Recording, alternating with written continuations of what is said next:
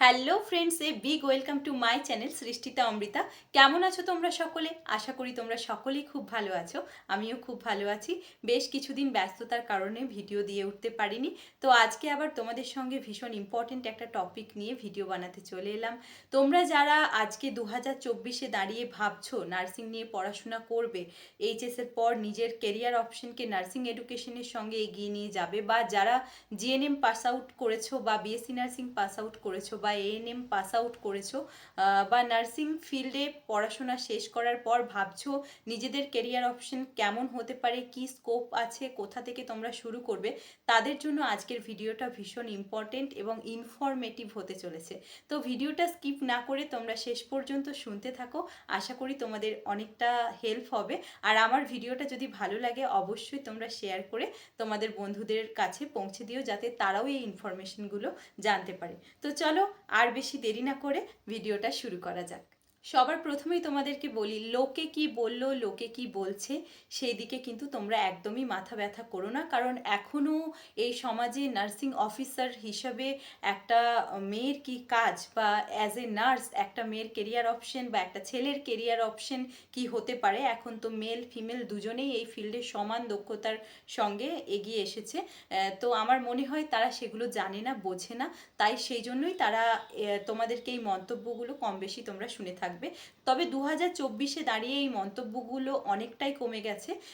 আরও আগে আরও হয়তো অনেকে যারা অনেক আগে নার্সিং নিয়ে পড়াশোনা করেছো, তারা হয়তো অনেক বেশি বেশি করে এই কমেন্টগুলো শুনতে। সুতরাং লোকের কথাকে পাশে সরিয়ে রেখে আজকের ভিডিওটা তোমরা শোনো।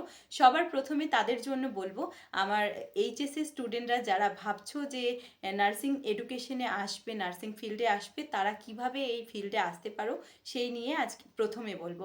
সেটা হচ্ছে, তোমরা এইচএসের যে কোনো স্ট্রিম থেকে যদি পাস আউট করো, সেটা হতে পারে আর্টস, সায়েন্স, কমার্স, যে কোনো স্ট্রিম থেকে পাস আউট করার পর তোমরা কিন্তু জিএনএম নার্সিং বা এএনএম নার্সিংয়ের জন্য এলিজিবল। তার জন্য একটা এক্সাম হয় ওয়েস্ট বেঙ্গলের, জিএনএম এএনএম কম্বিনেশন কিছু একটা এক্সামিনেশন।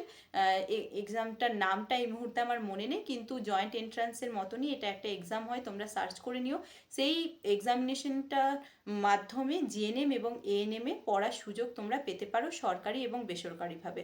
এটা হচ্ছে জিএনএমে আসার জন্য। জিএনএমের কোর্স ডেকোরামটা তোমাদেরকে একটু বলছি। জিএনএম কোর্সটা কিন্তু একটা ডিপ্লোমা লেভেল কোর্স, এবং এটা 3 বছরের একটা কোর্স।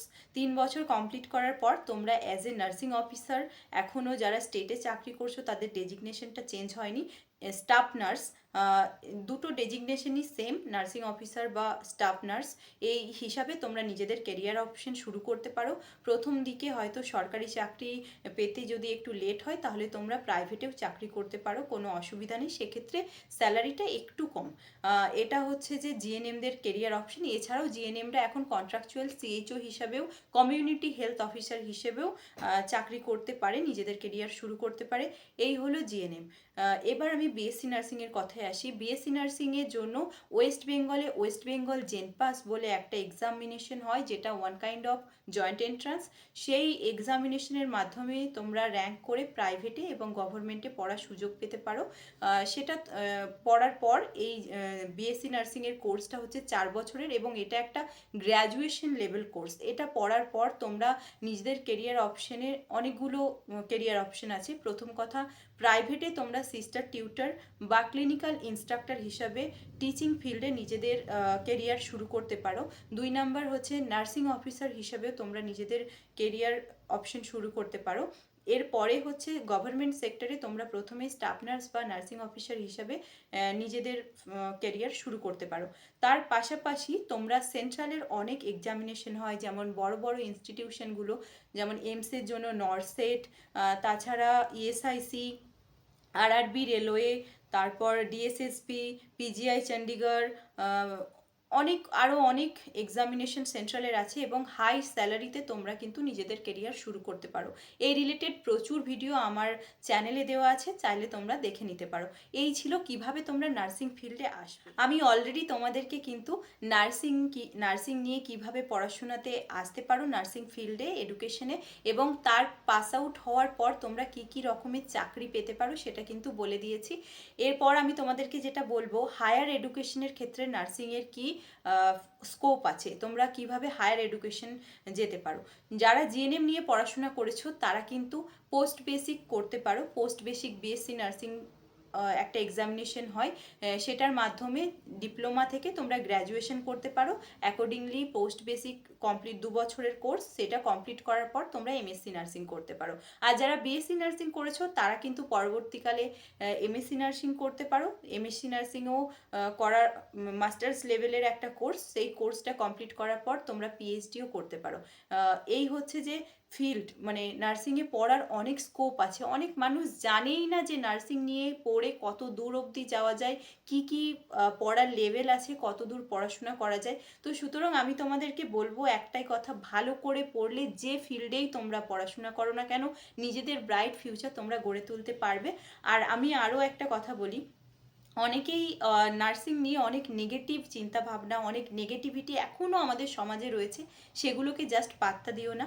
আর 2024-এ দাঁড়িয়ে আরও একটা কথা তোমাদেরকে আমি বলছি, সেটা হচ্ছে যে কোনো প্রফেশনকে, যে কোনো পড়াশোনাকে যদি তোমরা ভালোবেসে পড়াশোনা করো তাহলে কিন্তু পড়াশোনা করলে তোমরা চাকরি পাবেই। অনেকে বলছে যে নার্সিং নিয়ে পড়াশোনা করলে আগের মতো আর চাকরির স্কোপ নেই। কেন স্কোপ নেই চাকরির? কেন তোমরা চাকরি পাচ্ছ না? একটা গভর্নমেন্ট চাকরি পাওয়ার জন্য কতটা যোগ্যতার প্রয়োজন সেগুলোও কিন্তু অ্যাকর্ডিংলি এসে যায়। তো এটা নিয়ে আমি কিন্তু পরের পার্টে আলোচনা করব যে 2024-এ দাঁড়িয়ে নার্সিং নিয়ে পড়াশোনা করা কতটা জাস্টিফাইড, বা নার্সিং নিয়ে পড়াশোনা করলে তোমরা কি চাকরি পাবেই। তো এই নিয়ে পরবর্তী ক্ষেত্রে কিন্তু আমি আলোচনা করব।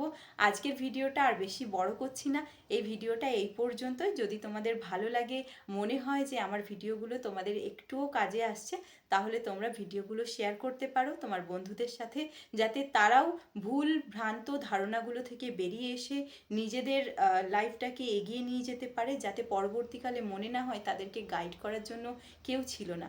আমি সবসময় চেষ্টা করি তোমাদেরকে ছোট ছোট ইনফরমেশন শেয়ার করতে, যাতে তোমরা ভবিষ্যতে আরও এগিয়ে যেতে পারো। তো চলো, দেখা হচ্ছে পরবর্তী একটা ভিডিওতে। আমার ভিডিওটা যদি তোমাদের ভালো লেগে থাকে তাহলে লাইক, শেয়ার আর সাবস্ক্রাইব করতে আমার চ্যানেলটা ভুলো না। সাবস্ক্রাইব করে আমার পাশে থেকো আর শেয়ার করে দিয়ে তোমার বন্ধুদের কাছে আমার চ্যানেলটা পৌঁছে দিও। দেখা হচ্ছে পরবর্তী একটা ভিডিওতে, ততক্ষণের জন্য ভালো থেকো, সুস্থ থেকো, বাই।